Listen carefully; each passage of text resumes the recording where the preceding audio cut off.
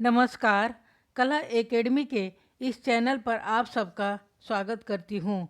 आइए आज हम नेट के सिलेबस में शामिल इकाई 5 में हिंदी कविता के अंतर्गत आगे की कविता कितनी नावों में कितनी बार के महत्वपूर्ण बिंदुओं को समझने का प्रयास करते हैं। तो आइए हम कविता के महत्वपूर्ण बिंदुओं को समझते हैं। कविता है कितनी नावों में कितनी बार। इस कविता को अगेन ने ल्यूब्लियाना 30 मई 1966 ईस्वी में लिखा था। यह कविता अगे जी की 1962 से 1966 के बीच की रचित कविताओं का संग्रह है। इस कविता के लिए उन्हें 1978 ईस्वी में ज्ञानपीठ पुरस्कार से सम्मानित किया गया था।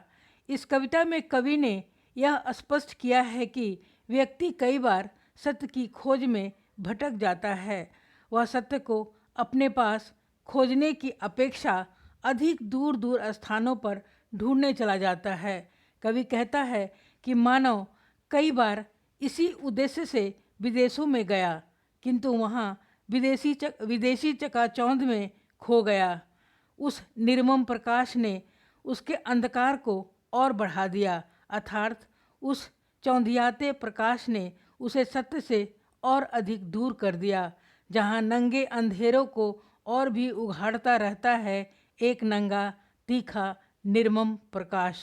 इसके विपरीत कवि को अपने देश की शांति और धुंधलेपन में अपनेपन की भावना अनुभव होती है, जिससे आत्मा को एक अनुपम संतुष्टि मिलती है। इस प्रकार कवि को अपने देश में ही परम शांति और सत्य का अनुभव होता है। कवि के अनुसार अपने देश जैसा सत्य और प्रकाश अन्यत्र दुर्लभ है।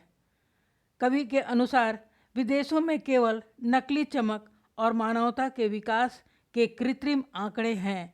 कवि ने अपने अनुभव से जान लिया है कि भारतीय संस्कृति और जीवन मूल्य विश्व में सर्वोत्तम है। घुमकड़ी एक प्रवृत्ति ही नहीं, एक कला भी है।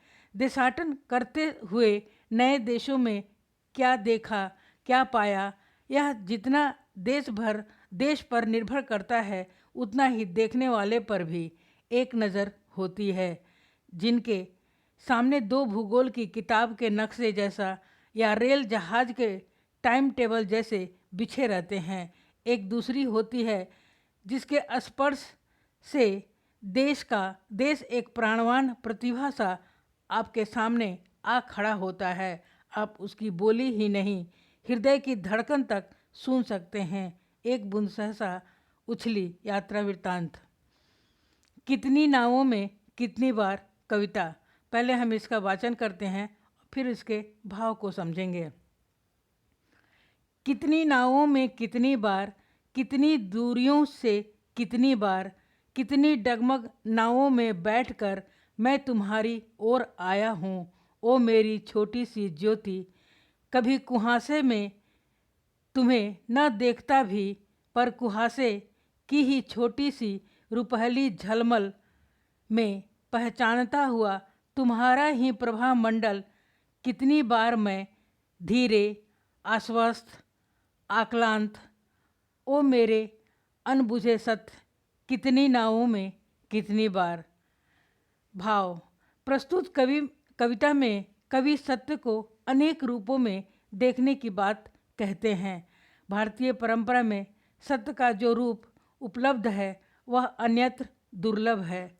कवि का कहना है कि हे मेरी छोटी सी प्रकाश किरण, मैं तुम्हें पाने के लिए न जाने कितनी दूर से कितनी बार डगमगाती नौकाओं में बैठकर तुम्हारी ओर लौट आया हूँ।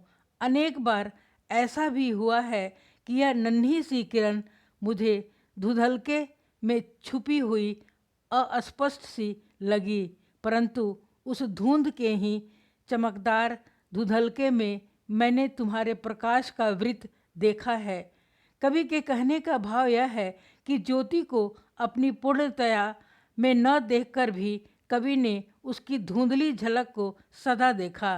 कवि कहते हैं कि अनेक बार मैंने धैर्यवान बनकर, विश्वास से भरकर और कभी कभी थकी हारी दृष्टि से इस अनबुझे सत्य को देखा है।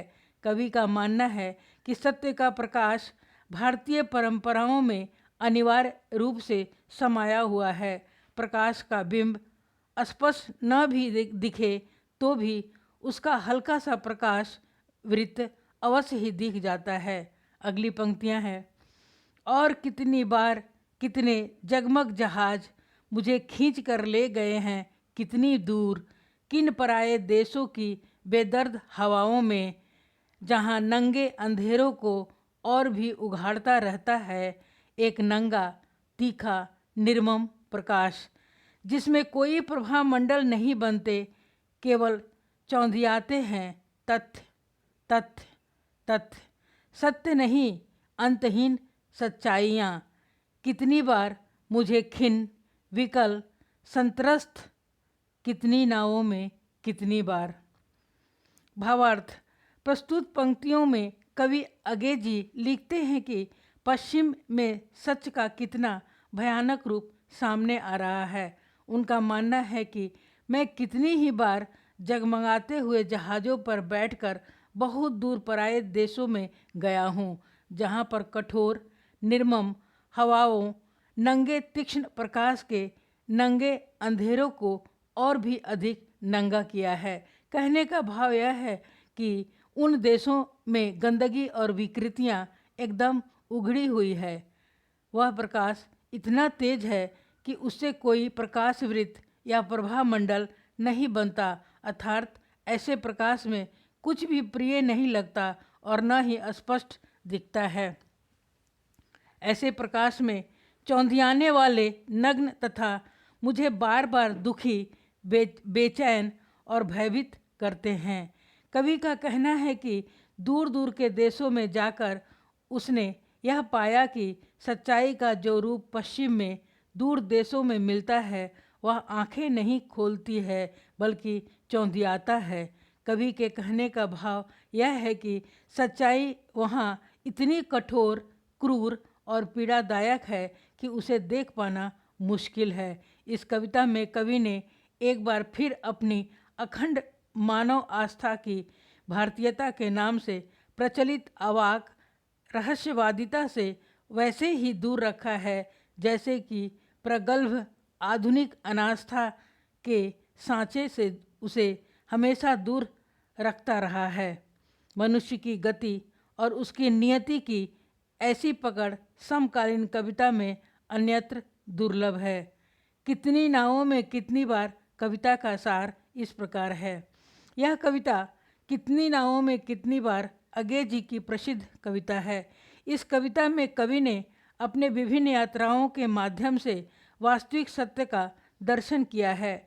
कवि का कहना है कि उसे सत्य का चेहरा भले ही अस्पष्ट दिखाई देता है, फिर भी उसकी हल्की झलक वह देख लेता है।